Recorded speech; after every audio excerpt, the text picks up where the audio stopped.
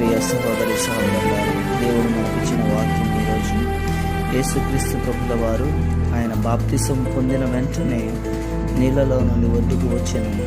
ఇదిగో ఆకాశము తెరవబడింది, దేవుని ఆత్మ పావురము వలె దిగి తన మీదకి వచ్చుట చూచెను.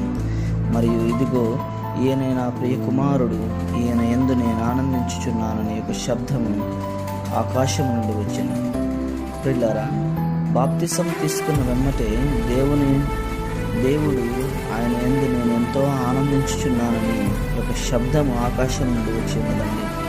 ఇది ఏ విధంగా ఇక్కడ చెప్పబడుతూ ఉన్నదంటే, నీవు నేను యేసుక్రీస్తు ప్రభువుని నమ్మిన తర్వాత మనము ఆయన పోలి మనం కూడా బాప్తిసం తీసుకునవలసిన అవసరం ఎంతగానో ఉన్నదని ఈ ఒక్క వాక్యం ద్వారా దేవుడు మనతో మాట్లాడుతూ ఉన్నాడు.